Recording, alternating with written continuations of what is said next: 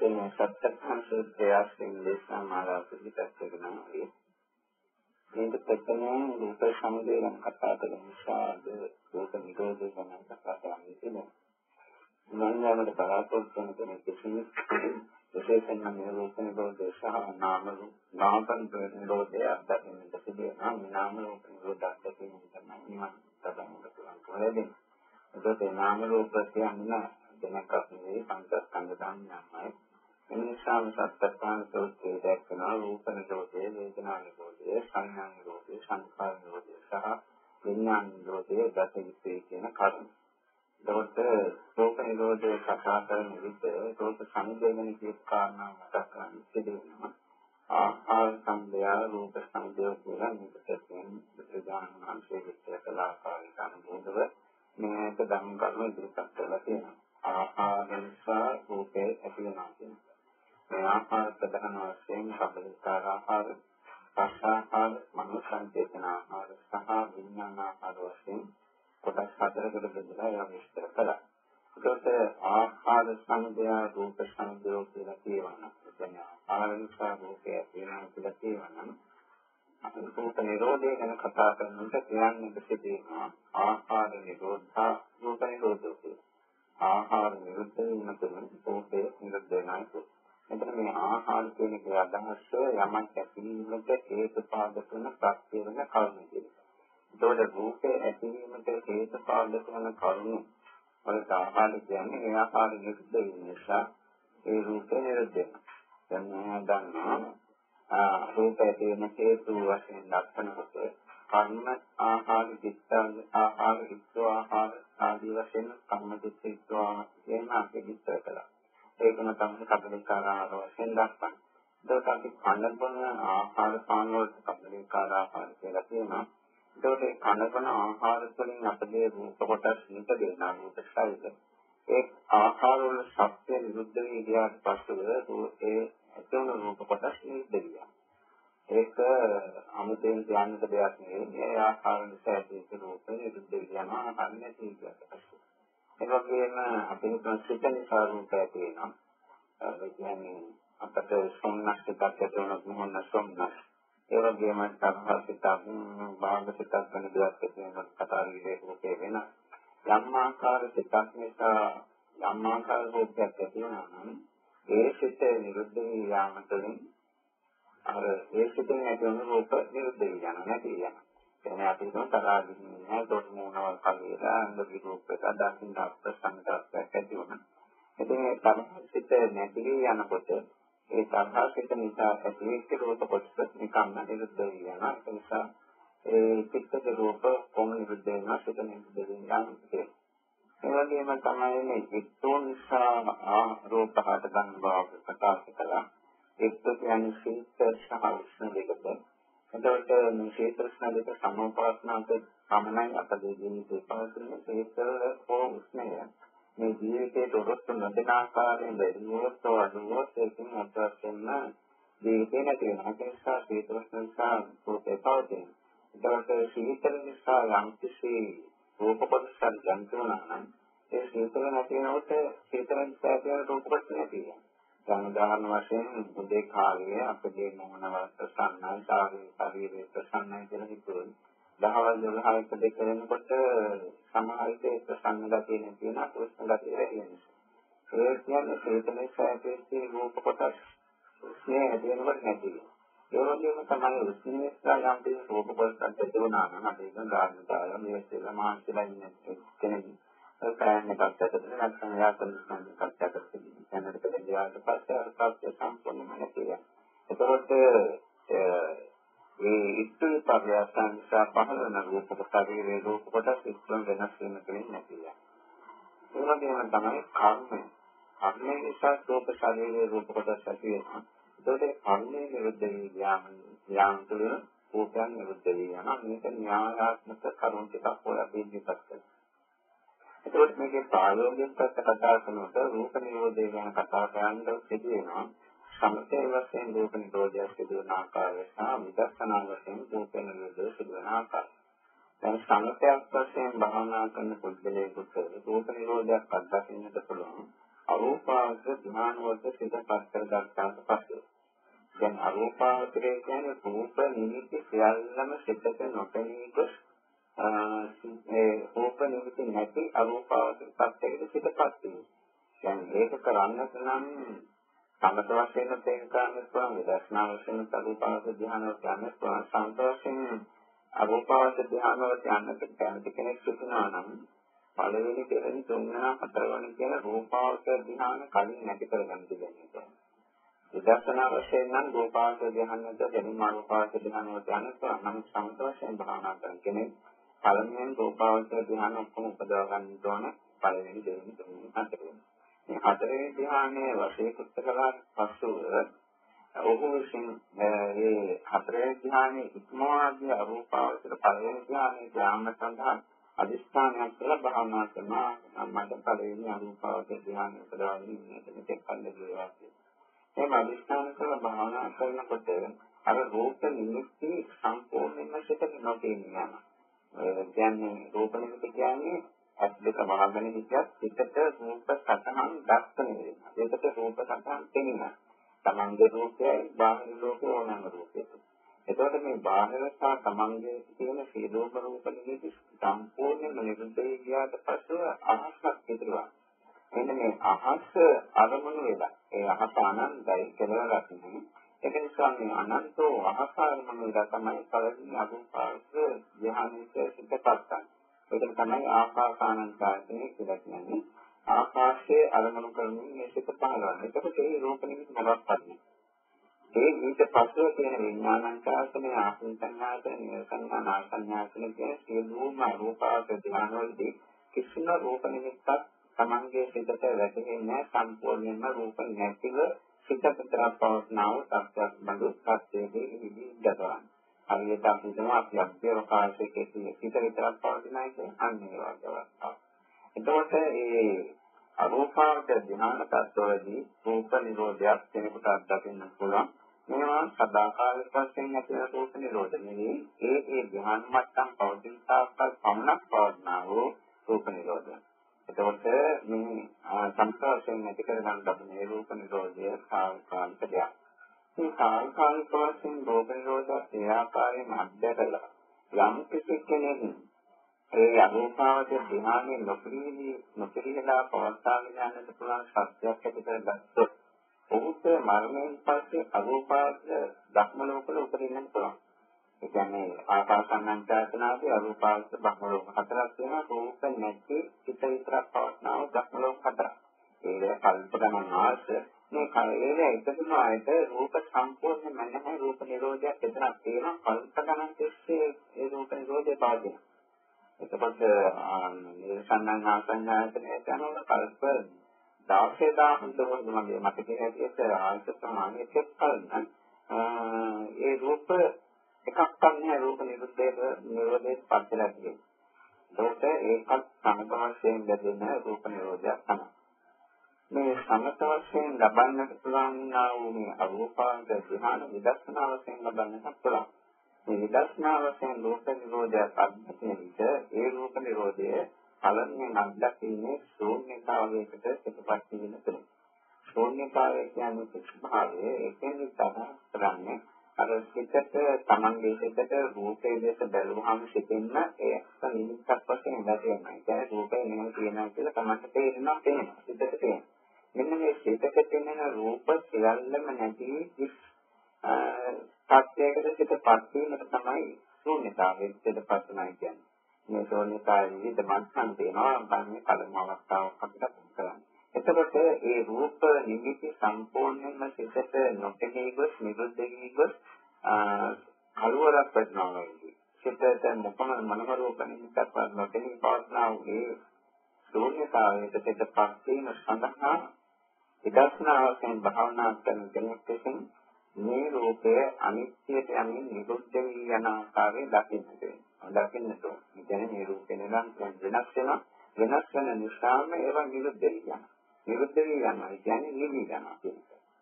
අනිත්‍යය කියන්නේ නිරන්තරයෙන් වෙනස් වෙ පවතින. අපි හිතමු විනාඩි 5ක් තිස්සේ මේ රූප නිරන්තරයෙන් වෙනස් වෙ යන එක දැක දැක මේ විනාඩි 5කට පසුව ඒ වෙනස් වී අනිත්‍යකදී රූප දෙක බැලුවොත් කිසිවක් ඉතිරි වෙලා නැහැ. සම්පූර්ණයෙන්ම පහනක් වෙනවාසේ මේ රූපවල ස්වરૂපය මොකද්ද? වහවහ ඇති නැති යන්නේ. නිරන්තරයෙන්ම ඇති වෙනවා නිරන්තරයෙන්ම නැති වෙනවා. ඉතින් මේ නැති ක්‍රියාදාමය දිගින් දිගට අඛණ්ඩව පවතින නිසා වේගයෙන් ඒ නැති ක්‍රියාදාමයේ සිදුවන නිසා මේ රූපේ නිතරම එක දිගට පවතින දෙයක් තමයි සාමාන්‍යයෙන් කියවිය හැකියි. පිටට දෙන්නේ නැහැ. අනිත් විදර්ශනාවදී සම්මතයේදී කෙනෙකුට ප්‍රඥාවදී කෙනෙකුට භාවනාවෙන් අත්දැකීමක් පුළුවන්කම ලැබෙනවා. මේ රූප නිරන්තරයෙන්ම සෑම සමයක් ගන්න ඉවර නොහැකි තරම් දෙයකින් දිලිමිලි යන අකාර. මේ දෙකේ රූප නැවතනට උපදින. ඒක නිසා මේක දෙකෙන් දෙකට පවතින රූප ධර්මයක් වශයෙන් පෙන්වනවා. කෙසේ වෙතත් මේ බිඳෙන රූප බිඳුනට පස්සේ අලුත් රූප කොටසක් උපදිනවා. අර කලින් රූප විරුද්ධයි. මේ රූප නිරුද්ධ යාම හරියට දකින්නට පුළුවන් ශක්තිය ලැබෙන දෙනකොට ඒ රූප සම්බන්ධයෙන් මුළු ශරීරයේම රූප නිරුද්ධ යන ආකාරයෙන් දැක්කොත් ඒකේ රූප නිමිත්ත සම්පූර්ණයෙන්ම නැති වෙනවා. ඒකේ රූප නිරෝධයක් වෙනසක්. මේක අමතරව මේ රූපේ අනාත්ම ලක්ෂණය ප්‍රකටව රැකීම තුළින් කෙනෙකුට පුළුවන් රූප නිරෝධය අත්දකින්න. දැන් මේ දර්ශනාව වශයෙන් රූප නිරෝධය අත්දැකිය ආකාර දෙකක්. ඉගෙනයි දෙකෙන් එකක් තමයි අනිත්‍ය නිරෝධයට පත්වන ආකාරය දැකීම. දෙවෙනි එක තමයි අනාත්ම ලක්ෂණය ප්‍රකට ලෙස අප්‍රත්‍යක්ෂ ලෙස දැකීම.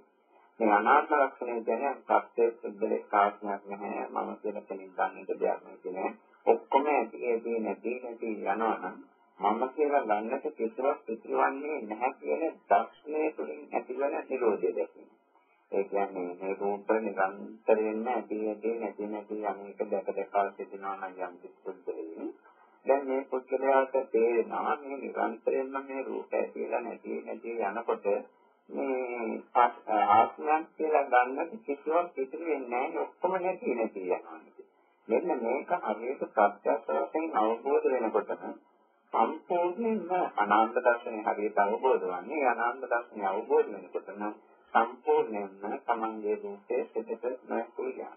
ඒ රූප නිමිති නොපෙනී යන ශූන්‍යතාවයකට පිටපත් වෙන මේකත් රූප නිරෝධයක්. ඒ රූප නිරෝධය පවා ආවකාලිකයි. ඒ අවස්ථාවක සමනයි ඒක රූප නිරෝධයක් කියලා අපිට කතා කරන්න පුළුවන්. ඒ රූප නිරෝධය පවතින කාලපාත වශයෙන්. එතකොට මේක අමතරව රූප නිරෝධයක් කියන මේ සම්පත විදර්ශනා දෙකම සම්බන්ධ වෙලා ඇති කරගත යුතු රූප නිරෝධයක්. මේකට තමයි කියන්නේ සංඥා වේදිත නිරෝධයට සමාදිනායි නැත්නම් නිරෝධ සමාපත්තිය සමාදිනායි කියන්නේ. මේ නිරෝධ සමාපත්තියේ සමාදල පුද්ගලයෙකුට අදිස්ථාන කරලා මනස ජීවිතයක් ගත කරනවා නම් උපරිම වශයෙන් දවස් 7ක් ඉන්න පුළුවන්. ඒ කියන්නේ ඊට වඩා ඉන්නද බෑ මනස එක්ක. දෙවියන්ගේ බ්‍රහ්මයන්ට වගේ ඒ ඉතිරි කාලයක් තුනක් ඉන්න පුළුවන් සත්‍යය තිබෙනවා. අය දවස් 7 උපරිම ඒකාග්‍රව වෙන විනාඩි 5-10ක් හරි කෙනෙකුට ඉන්න පුළුවන් සත්‍යය තියෙනවා. සංඥා වේදිත නිරෝධය. සංඥා වේදිත නිරෝධයට සම්බන්ධ පුළුවන් අවශ්‍ය කෙනෙක් තිබෙනවා නම් සමස්තයක් දිනුනට දෙන්න ඕනේ විදර්ශනාවක් දිනු කරගෙන සිටින්න ඕනේ. ඒ දෙකම දිනුනේ නැති කෙනෙකුට කවදාවත් මේ නිරෝධ සමාපත්තියට සම්බන්ධ වෙන්න බෑ. විශේෂයෙන්ම නිරෝධ සමාපත්තියට සම්බන්ධ වෙනට අනාගාමී සත්‍ය ඉක්මවාදී කෙනෙක් විය යුතුයි. භාවනාවට. එතකොට එන්න ඒ නිරෝධ සමාපත්තියට සම්බන්ධ වෙන්න පුළුවන් කෙනෙක් ඉන්නවා නම් අවශ්‍ය කෙනෙක් ඉන්නවා නම් අනාගාමී ජීවිතයේ ඊට අමතරව අස්තු සමාපත්තිය කියන රූපාවච ධ්‍යාන හතරයි අරූපාවච ධ්‍යාන හතරයි නැණවි වශයෙන් කොටසක් දෙන්න ඕන. දීපලේ සමන්නාල සත්‍යා කියලා එකට කියන්නේ බල දෙකකින් යුතු වෙන තෝන සමත බලයෙන් සහ විපස්සනා බලයෙන්. එතකොට මේ සමතයෙන් පළවෙනි ධ්‍යානය කරනවා රූපාවච පළවෙනි ධ්‍යානෙ. ඒකට ගිහිල්ලා ඒකේම ඉදිස්සි දෙකයි ධ්‍යානයේ ඉදිස්සි පවස්නා වූ ධ්‍යාන සිතේ පවස්නා වූ වේදනා සංඥා දෙක නැලවින් සමාගයේ සිටින් බලලා ඒ දෙක පැහැදිලි ලෙස අවබෝධ කරගන්න පුළුවන් කෙනෙකුට. මේක තමයි මේ කියන වේදනාව, මේක තමයි මේ කියන සංඥාව. එතකොට මේ වේදනා සංඥා දෙක හරියට පැහැදිලිව දැක දෙකකට සිටින් අයින් කළොත් එතන වේදනාව නිරුද්ධ වෙන සංඥාව නිරුද්ධ වෙනවා. ඊට පස්සේ තියෙන සියුම් දැනීමක්, ඒ සියුම් දැනීම අනිත්‍යයි අනාත්මයි කියලා මෙනෙහි කරලා නිවනට ඉස්පස් කරගන්නවා. හරි කියන්නේ. දෙවැනි ධ්‍යානයටත් ඒ විදිහට සම්මාදිනවා. මේක කෙලවර කරගෙන යන්නට ඕන කියලා දාන්නක්. අද පළවෙනි ධ්‍යාන සංවර්ධනය එක දෙවෙනි ධ්‍යානෙට එහෙම එකම විකතන එකම ඉරියව්වකදී ඒක කරගෙන යන්නට ඕන. දෙවෙනි ධ්‍යානයේ සම්මාදිනා දෙවෙනි ධ්‍යානයේ තර විදියටම සංඥාවක් වේදනාවක් වෙන කරලා ඒ පස්සේ තියෙන පස්සේ අනාත්ම අනිත්‍ය දර්ශනවලට යොමු කරලා නිවනට පිටපත් කරගන්න. මේ විදිහට දෙන්නේ ඔක්කොම ධ්‍යාන වලට ආයතේ තුන්වෙනි ධ්‍යාන හතරවෙනි ධ්‍යානෙ වගේම අරූපාවච පළවෙනි දෙවෙනි තුන්වෙනි හතරවෙනි කියන. අරූපාවච මේ සංඥා නාසඤ්ඤායතනෙන්ද පස්සනාට පස්සේ සංඥාවක් තියනවාද සංඥාවක් නැහැද නැද්ද කියන එක කියන්නට බැරි තරම් සියුම් තත්ත්වයක පිටපත් වෙලා තියෙනවා. කියන්නේ මේ සංඥා නාසඤ්ඤා කියන සංඥාවක් ඇත්තෙත් නැහැ නැත්තෙත් නැහැ කියන එක ඉලක්කය. එතකොට එබැවින් ඉතාලසියම් සංඥාවක් දකින්නට ප්‍රඥාව නැති කෙනෙකුට බෑ. සමාධිය කොච්චර දියුණුවද? අතීතම අර්ථ සමාපatti ලාභිත වෙනවා කියලා මනරින් වශයෙන් කොට කරලා අපිඥා පවලා බලන අහසින් පවලා යන පුළුවන් කෙනෙක් අනාගාමී සත්‍යයෙන් දැන සත්‍යයකට පස්සගෙන නැත්නම් ඉතින් සියලු ප්‍රඥා එකක් නැත්නම් ඔහුට විසින සංඥා වේදනා වෙන් කරන්නට හැකියාවක් නැහැ. ඉතින් ඒක නිසා ප්‍රඥාව අවශ්‍යයි. ප්‍රඥා බලයක් තිබෙන්න ඕනේ. ප්‍රඥාවෙන් යුතුව ඒ මේ සංඥා සංඥාතේ පවස්නා වූ සංඥාව සහ වේදනාව දෙක සිටින් දැකලා බලලා ඒ දෙක දෙපැත්තට වෙන් කරලා පසුව සියුම් දැනීමක් ඇති වෙනවා. මේ සියුම් දැනීම ඉන්න ගමන්ම ඒක අනිත්‍ය යනන්නයි කියලා මෙනෙහි කරන්න බෑ. ඒක නැති වෙනකොට මේක අනිත්‍ය යනන්නයි කියලා මෙනෙහි කරන විට නිවනට දෙපත් වෙනවා. මෙන්න මේ නිවනට සත්‍යපත් වුණාට පස්සේ ඒ නිවනේ පවර්ණා වූ සංඥාව මේකේ ඒකේ තියෙන වේදනාව මේකේ කියලා ඒ සංඥා වේදනා දෙකෙන් කරාට පස්සේ සංඥා වේදිත නිරෝධයට පිටපත් වෙනවා. අදිස්ථාන කරපු කාලය තුළ ඒකපත් වෙනවා. කියන්නේ ඊළඟ පහක් නම් ඊළඟ පහක් තුළ පවතිනවා. ඒකට කිසිම වේදනාවක් තමන්ගේ ශරීරයේ පෝෂිතව දැනෙන්නේ කාල පරිච්ඡේදය තුළදී කිසිම සංඥාවක් ඇති වෙන්නේ නැහැ. හැබැයි විඥාන මාත්‍රේ නැරිලා වගේ නැත්තටම නැතිලා නේ. ඉස්තාමග්න සියුම් සිවණ ඇතිතරම් සියුම් භාවයට පස්සෝ සුදු දැනීමක් තියනවාද නැද්ද කියන්නත් බැරි තරම්. එතෙන් මේක සායෝගික වශයෙන් ඉන්නහා සිදුවන්නේ ඉතින් පොත්පත්වල නම් දක්වලා තිබෙනවා විඥානයක් නිරුද්ධ වෙනවා මලමිණියක් වාගේ තවදපත් වෙනවා කියන එක. ඉතින් දෙපරිඥාන මහත්කම කල්කාවක් කියලා කියන්නේ සංඥා වේදිත නිරෝධයේදී සංඥාත් වේදනාත් නිරුද්ධන්ති කියනවා. මේ දක්වලා තියෙන්නේ සංඥාවයි වේදනාවයි නිරුද්ධ වෙනවා. ඒ අටුවා පොතේ දක්වලා තියෙනවා මෙතන විඥානේ යන්තම් ඉතිරිනාය කියලා සමහරු කියනවා. ඒ තමයි විපණ්ඩවාදී කියලා වචනයකුත් දක්වලා තියෙනවා. ඒ කියන්නේ විපණ්ඩවාදී බොරුකක් ඉදිරිපත්නවා කියන එකයි විපණ්ඩවාදී. මේ බොරුකක් ඉදිරිපත්නවා කියලා එහෙමත් දක්වා මතයක් දක්වා තියෙනවා. ඒකත් ඔය විදිහට ඉස්සරපත් කරගෙන සිටින කාලය තුළ ඒ අධිෂ්ඨාන කාල පරිච්ඡේදය තුළදී සමාන්ගේ සිතට කිසිම රූපයක් අරමුණු වන්නේ සිතට කිසිම දෙයක් දෙන්නේ. ඒක නිසා රූප නිරෝධයක් තියෙනවා. ඒ රූප නිරෝධය අර සෝමේතාවෙන් දක්න රූප නිරෝධයට වඩා ගැඹීර වූ ගන්නට පුළුවන් ඉන්ද්‍රයම රූප නිරෝධය. මේ සෑමකමතාවකයි. ඒ කියන්නේ යම් කිසි හේතුවක් නැතිවීම නිසා ඒ රූප නිරෝධයකට සිතපත් කළා නම් ඒ රූප නැවත ඇතිවෙනකොට ඒ හේතු නැවත ඇතිවෙනකොට ඒ රූප කොටස් නැවත ඇති වෙනවා. ආහාර නිරුද්ධ වීමෙන් රූප නිරුද්ධ වුණා නම් ආහාර නැවත වෙනකොට නැවත ආහාර නිසා රූප ඇති වෙනවා. ඒ වගේම තමයි අවපාද ධ්‍යානයට යනකොට රූප සංඥායි පටිඝ සංඥා දෙකම අයින් කරලා තමයි ඒකත් එන්නේ. නැවත රූප සංඥා පටිඝ සංඥා වෙනකොට ආපහු නැවත රූප නිමිති දැක්කනේ. ඒ විදිහට ඒ නිරුද්ධ වීගේ සත්‍ය දන්නා නැවත තියෙනකොට නැවත රූප දන්නා පිටත වැටෙන්නට පටන් ගන්නවා. එනිසා මේ ඔක්කොම තාක්කල්.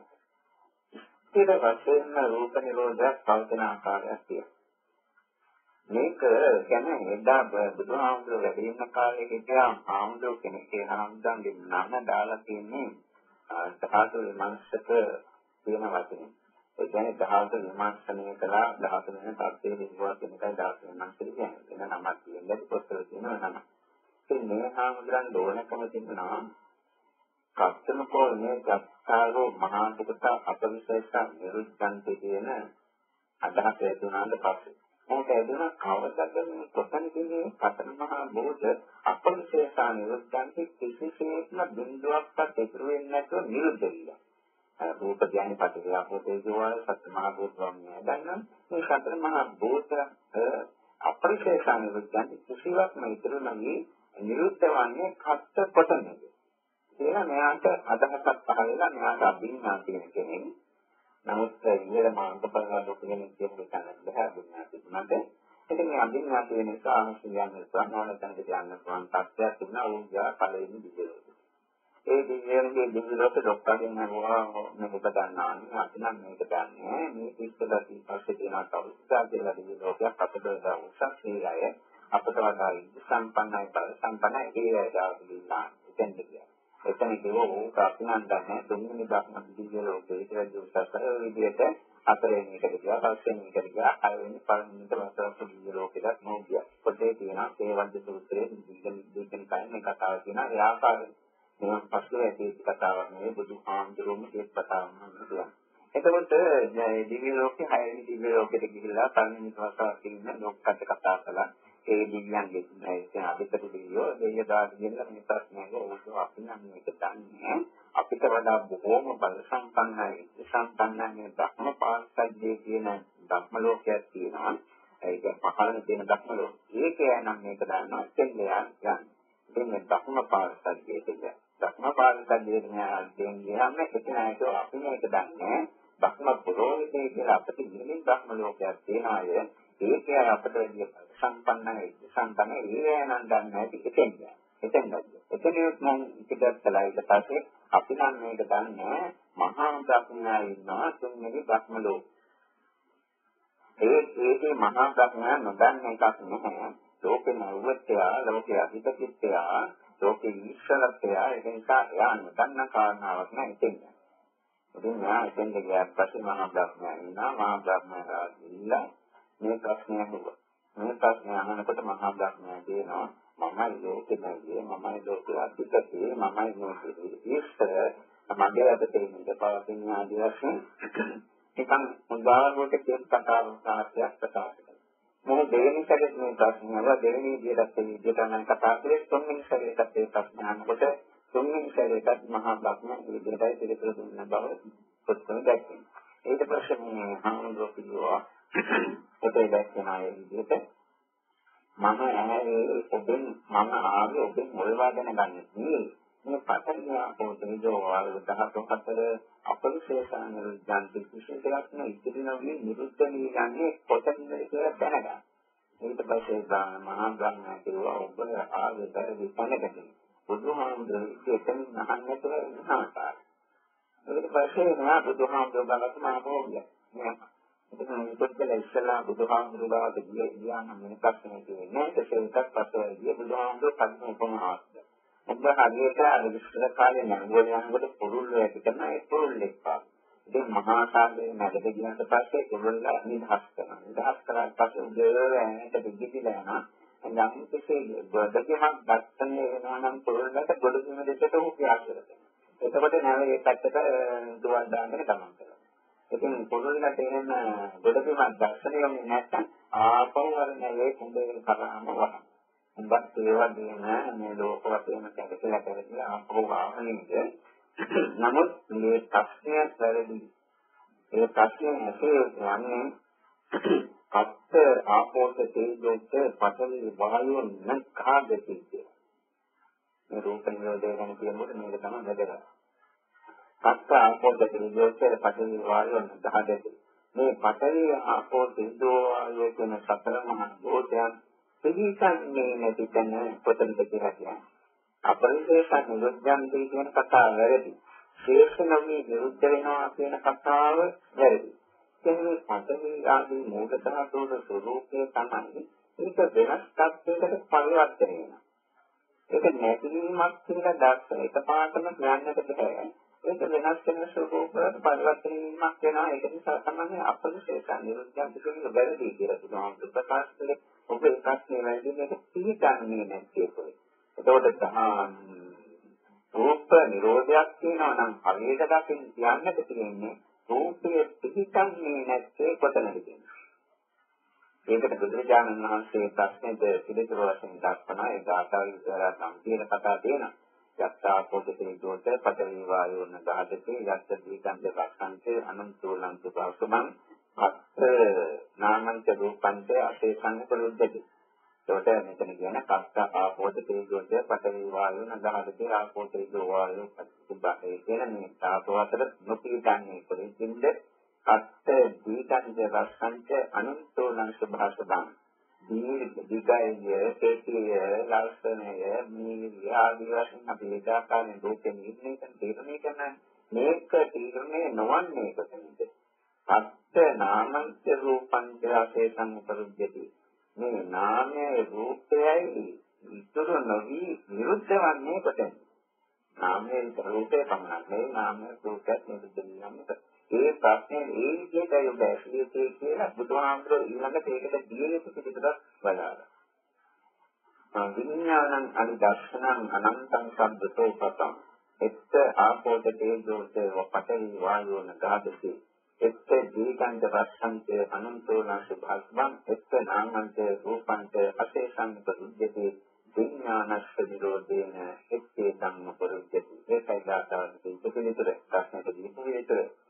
විඥානං අනිදර්ශනං අනන්තං සබ්බතෝ පදං. අනිදර්ශන විඥානයයි කියන ලබන තත්ත්වය. මේක විඥානය ගැන අපි කලින් දේශනාවක් කරනකොට විඥානයේ විවිධ ප්‍රතිවේද කතා කර අනිදර්ශන විඥානය ගැන කරුණක් කියලා තියෙනවා. අනිදර්ශන කියන එකෙන් අදහස් කරන්නේ නිදර්ශනක් වශයෙන් දක්වන්නට බැහැ නිදින එකක් කියලා. දැන් දක් විඥානය නම් අපිට මොනවද කියන්නද මෙන්න මේකක් කියලා දර්ශනය කරලා කියලා විස්තර කරලා නිදර්ශන වශයෙන් දක්වන්න පුළුවන්. සෝත ගහන ජීවා කාය මනෝ විඥාන ඔක්කොම නිදර්ශන වශයෙන් නැත්නම් යන්නම් උපමා ආදී දක්වලායි කවදාකාරීසු මෙහෙම දෙයක් කියලා දක්වන්න පුළුවන්. අනිදර්ශනය කියන්නේ ඒක දර්ශනය කරලා දක්වන්නට බෑ. මේ රහස්‍ය කෙනෙකුගේ විමුක්තියට කියන කතාව. මේ විමුක්තියේ කිසිම අරමුණක් නැහැ. කිසිම දෙයක එල්බගෙන නැහැ. සියුම් දැනීම් මාත්‍රයක් පමණයි කිසිම දෙයක පිළිදෙන්නේ. ඒක නිසා දක්ෂිත විඥානයන් කියන පිළිදෙන්නේ අනිදර්ශන විඥානය කියන එකට ඒක මොනම ආකාරයකින්වත් කාටවත් දක්වන්නට බෑ. වෙන දෙයක් කියලා බුදුහාමුදුරුවෝ හරදක් දුක්ඛ සෝතේ දක්වන දෙවියන් සහිත බ්‍රහ්මයන් සහිත මහායන් සහිත මේ ලෝකෙ කිසියකට මේ විඥානයේ අරමුණ මොකක්ද කියලා ප්‍රත්‍යක්ෂව හොයා ගන්නට බෑ කියලා. මොකද ඒ කාර්මුණකින් තොරව පාස්වෙන දෙයක්. ඒ නිසා ඒක අනිදර්ශන විඥාන අනන්තං සබ්බතෝ පබං. අනන්තයෙන්ම ප්‍රභාස්වරයි අන්තයක්. අනන්තං කියන්නේ ඒකයි අන්තයක් නෑ. කෙලවරක් සීමාවක් නෑ. විඥානයේ අනිදර්ශන විඥානයේ ස්වરૂපය තමයි අපුප්පාමේ හේතුවෙන්ති කියන එක. මේ හේතුවෙන් මුක්තිය නැසෙල්ලෙන එකක්. අපුප්පා කියන්නේ අපෝක්ෂයයි නැසෙල්ලෙන විකතම පවතන මරණවත් දක්වා. එතකොට ඒක නිසා ඒක අනන්තයි. කෙලවරක් නෑ. අනිත් විඥානවල අන්තයක් තියෙනවා. කියන්නේ සබ් විඥානය තුන අන්තයකට කියන්නේ නැති වෙනවා.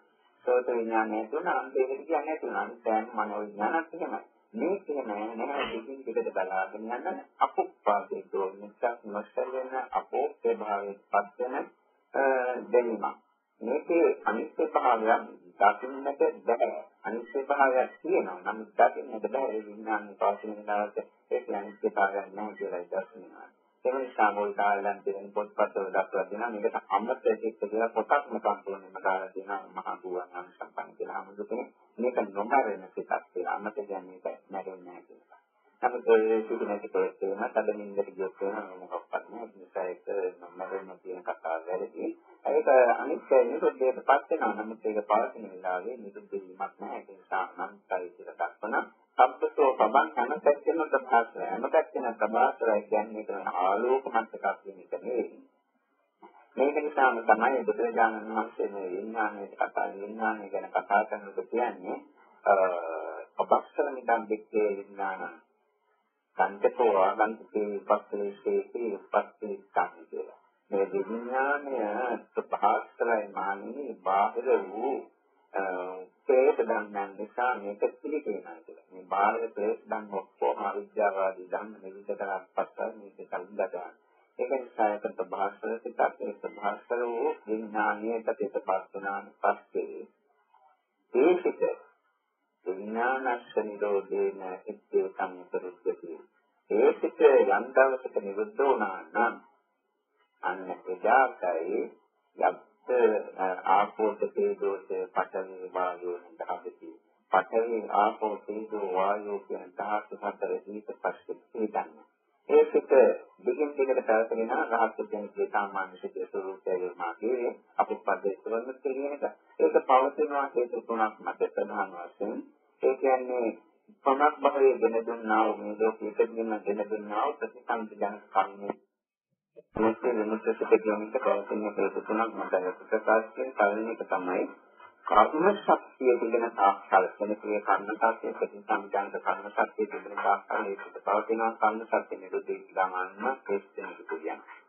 දෙවන කාරණාව තමයි කෙනෙකුගේ ජීවිත ශක්තිය පවතින තාක්කල් ඒකට දෙකින් දෙකට පවතින යන ජීවිත ශක්තිය කවරේකක් සාහෝ නැති ගියාට පස්සේ ඒකට නැති වෙනවා. තුන්වෙනි කාරණාව තමයි මේ සිතක් ඇතිවීමට ශරීරයේ පොත්තේ සිදුවීතු ඉන්ද්‍රිය ධර්ම තියෙනවා. හදවත මොළයේ ඉන්ද්‍රිය ධර්ම. මේ වාගේ නිසි පරිදි ක්‍රියාකාරීත්වයේ පවතින තාක්කල් පමණයි ඒක පවතින්නේ.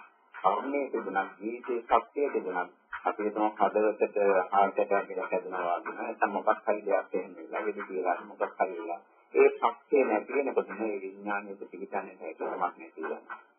ඊළඟට ක්‍රියාකාරී මානසික ස්වરૂපය කියන්නේ සිත සම්පූර්ණ සිටින ටිකට සත්‍යයක් හෝ තද නින්දකට පස්සේ නැති සත්‍යයක පවතින තාක්කල් මේක පවතින ඉන්පස්සේ නෑ.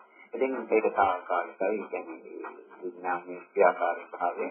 අනෙක් ආකාරයෙන් ඒ හේතු නැති යනකොට මේ සිත පහනක් වෙනාසේ නේ.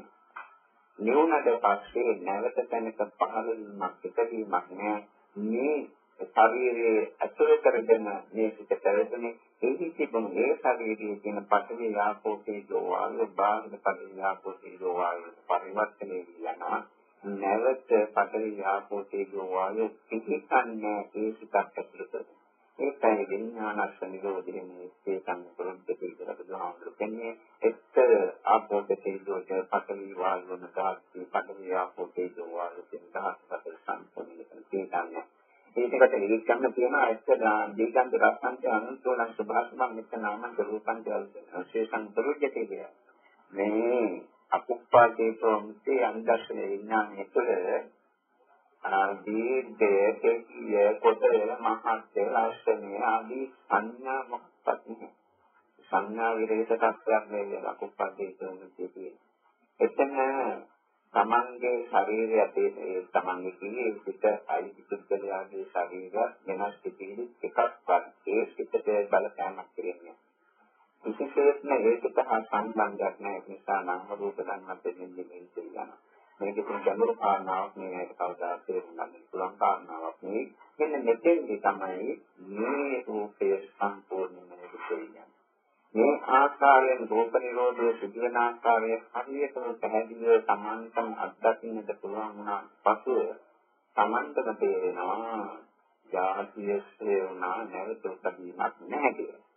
මෙන්න මේ නිසා තමයි බුදුරජාණන් වහන්සේ මේ සූත්‍රය ආරම්භ කරනකොට කියන්නේ සත්‍යස්ථාන දසලෝ වික්ඛෝ වික්ඛේ සියුද පරිච්ඡේ මස්තුන් ධම්මනේ උසිතවා සේවදී උත්තම පුරුෂෝ විචිකිය. මේ ස්ථාන හතක දක්ෂෝ සම්මාකාරයෙන් දුරින් විමසන නිසා දෙලින හැකියාව ඇති සමත්කම් ඇති කෞශල විභාගයක් ඇති ඒ කිව්වේ උසිතවා කේවලි උසිතවා කර්මබද ධම්මකාරී ජීවිතේ නිම කරලා අය කරන්න දෙයක් නැහැ. කේවලි අන්න ඒ වචනේ කිව්වේ මේ අනුදස්සන විඥානයේ සඳහා. කේවල කියන වචනේ සිංහලෙන් පාවිච්චි කරනවා අනි කියන එකයි සුද්ධකලා කියන එකයි. කේවලි නෝ කියන්නේ සුද්ධකලා භාවයෙන් යුතු කියන එකයි. මේ අනිදර්ශන විඥානයේ අපුප්පාදේතෝ නිකේ විමුක්තිසිත මුළු විශ්වයේම ඈත්ලා සම්නිධර්මයක් වශයෙන් පවතින එකෙන් තේරෙනවා කියන්නේ. උසිතවා තේරෙන උත්තර පුරුෂෝදේශකේ උත්තම පුරුෂයෙක් කියලා. මේ තත්ත්වේ නැත්නම් රූප නිරෝධය දැක්නෝ අර කලින් තේසිත ආහාර නිරෝධහ රූප නිරෝධෝ ආහාර නිරෝධයෙන් රූප නිරෝධය නම් කියන කාරණා දැක්කේනකොට උසිතවාගේ වගේ උත්තම පුරුෂෝදේශකෙන් කියන්නේ බෑනේ. ආලෝකික වශයෙන් බලනකොට රූප නිරෝධය තුළට මොනවද ඒ තත්ත්වය ලැබීමත් නම් අනිවාර්යයෙන්ම රාජ්‍යගත වෙනම් පාන තත්ත්වයක් ගැන කතා කරන්න කිව්වොත් මේ ඒ තත්ත්වයට පත් වෙන්නේ නැත්නම් මේ ජීවිතයේ මේ රූප කොටස අපහැරිලා වෙන්නත් පුළුවන්. එතකොට රූපාවච ධ්‍යානයක් නැත්නම් වෙන තැනක දෙන්නා නම් තවත් රූප තැනක රූප කොටස ඇති වෙනවා. මේ භවය අපහැරියත් තේසංගත වන තේසං රූපකදී මනුෂ්‍ය කෙනෙක් මනුෂ්‍ය රූපකදී දිව්‍ය මේ නැත්නම් මනුෂ්‍ය කෙනෙක් ඒ රූපකදී ඒවා උපපාදක වශයෙන් හෝ වෙනත් ආකාරයකින් හරි කවදාකහරි හරි තේසං විඥාන සංස්කාරය. ඒ නිසා මේ රූප නිරෝධයේ දිගින් දිගටම පවත්වාගෙන යන්නට පුළුවන් එකක් නෙවෙයි කියනවා පාන්ත ඉස්සෙල්. කියනවා කාවත් පස්සේ තමයි කවදාකහරි දවසක මේ රූප නිරෝධයේ සිදුවන්නේ. රූපේ පමණක් නෙවෙයි නිරුද්ධ වන්නේ. ඊට පස්සේ කතා කරන්න තියෙන වේදනා නිරෝධේ සංඥා නිරෝධේ සංඛාර නිරෝධේ විඥාන නිරෝධේ කියන කරුණු හතරක්. ඒතකොට මේ සෑම එකක්ම නිරුද්ධ වෙන්නේ සම්පූර්ණ වශයෙන් ඔය කියන පහස් රූපෙන කියනවා දැන් පස්සේ අබේධිකායෝ නිරෝධේ සංඥා වේදනා උප සමිත සබ්බා තීති බන්තු සංඛාරා විඥාන මත්තමාගම කියලා බුදුහාමුදුරේ කියන නිසා කියන අබේධිකායෝ කයි විඥාන කියන්නේ නිරෝධ සංඥාව නිරුද්ධ වෙනවා. ඊළඟට වේදනා සීති බන්තු සබ්බා සියලුම වේදනාවන් සීති භාවය නැත්නම් නිවිලා නැත්තේ නැතිලා. උප සමිත සංඛාරයන් වේද සමනය වෙලා සම්පූර්ණයෙන්ම නැත්නම් නිරුද්ධ වෙනවා. විඥානං මත්තමාගම විඥානීය සම්පූර්ණයෙන්ම නොකෙනී නිවිලා යනවා. ඒ පස්සේ ඉතිරි දෙයක් නෑ නිවනක් එතකොට නැහැ. ඒ කියන්නේ නිවන අත්දැකීම සිතක් කියනකොට සිතෙන් උනත් පසුම යන කියලා නෑ කොහොමද. මෙන්න මෙතන තමයි සියලුම පංචස්කන්ධ ධර්මයන්ගේ නිරෝධේ සදාකාලික දුකින් මිදීම කියන්නේ එතන. පංචස්කන්ධ ධර්ම පිටින තාක්ෂණයකට තියෙනවා. මෙතනින් මෙහා දුක්ඛ කෙලවර වීමක් නෑ. දුකේ කෙලවර කියන්නේ කොහොමදයි සම්පූර්ණ පංචස්කන්ධ ධර්මයන්ගේ නිරෝධය. මේක නිසා තමයි මේ දාන හතේ දක්ෂ පහේ හරියට දැකපු කෙනෙක් මහත්ෝ කෙනෙක් කියලා බුදුරජාණන් වහන්සේ ප්‍රකාශ කළා. ඒකට අදත් කතා කරේ රූප නිරෝධය ගැන. මේ රූප නිරෝධය ගැන කතා කරලා පස්සේ බුදුරජාණන් වහන්සේ දක්වන්නේ රූප නිරෝධගාමී ප්‍රතිපදාව. රූපේ නිරුද්ධ කිරීමට තියෙන ප්‍රතිපදාව. ඒතකොට මේ රූප නිරෝධගාමී ප්‍රතිපදාවත් අපි අද කියමු. මේදී පැහැදිලිවම රූප සමුදය ආහාර සම්භය රූප සම්භයෝ ආහාරින් රූප ඇති වෙනවා. ආහාරින් රෝධා රූප නිරෝධ ආහාරින් රෝධනා රූප නිරෝධය. එතකොට මේ ආහාර නිරුද්ධ වීම නිසා රූප නිරුද්ධ වෙනවා කියන කතාවේදී අපි හිතමු කනබන ආහාර නිසා රූප ඇති වෙනවා. ඒ ආහාර කනබන ආහාර වල සත්‍ය සත්‍ය නැති වුණාම රූප නිරුද්ධ. ඕකට කිසිම අනුකම්පනයකට දෙයක් නැහැ. රූප නිරෝධ නම් එකක් කතා නැහැ. අපි හිතමු සීත උෂ්ණ නිසා තියෙන ඉස්තු නිසා තියෙන රූප සීතලෙන් ඇති රූප උෂ්ණය කියන නැති වෙනවා. ඕකට අනුකම්පනය කළ යුතු ප්‍රතිපත්තිමාලාවක් නැහැ. ඒක දෙන්න සිදුවෙන්නේ. මේක රෝධයෙන් සිදුවෙනවා. නැත්නම් අපි හිතමු සීත සාවිතක් ඇති වෙනවා, දේශිතක් ඇති වෙනවා, එක්පස්සේ රෝග ඇති වෙනවා. දැන් මේ සිත නැති වුණාට පස්සේ ඒ රූප නිරුද්ධ වෙනවා. ඕකට සමුතියෙන් අනුගමනය කළ යුතු ක්‍රියාදාමයක් ප්‍රතිපදාවක් නැහැ.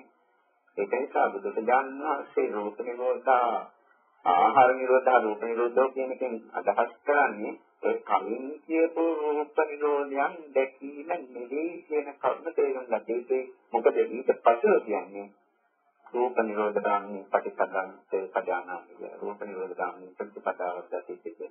එතකොට අපි මේ රූප නිරෝධ ගාමී ප්‍රතිපදාවේදී අරූපාවචර ධ්‍යානවල සිත්පත්තන ආකාරය ඒ වගේම ශූන්‍යතාවයේ සිත්පත්තන ආකාරය පිළිබඳව කරුණු ටිකක් තියෙනවා.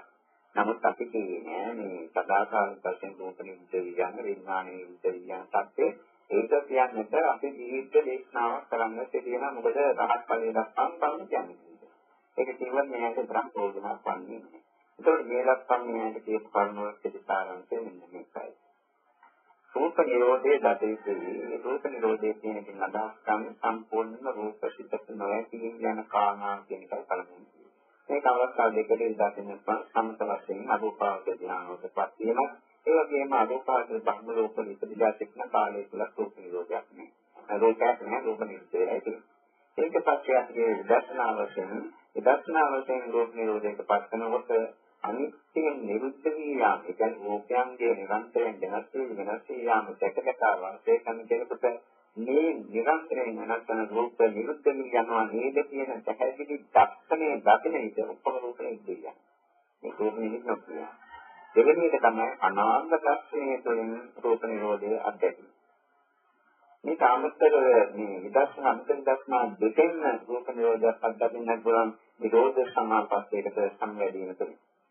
ඒ ඔක්කොම සාකච්ඡා ඉවත් ප්‍රකාශ කළා ඉස්තර වශයෙන් රූප නිරෝධයක් කියන්නේ පහත් රූපෙක තියෙනවා පස්ස. ඒකදී මේ රූප පඩවි ආපෝ තේජෝ වායු සම්පූර්ණයෙන්ම නිරුද්ධ වී යනවා කියන කතාව දැරදී පඩවි ආපෝ තේජෝ වායු කියන එක දහපති තීතන්නේ නැත්තේ කොතනද කියන එකයි පරිත්‍යාගය.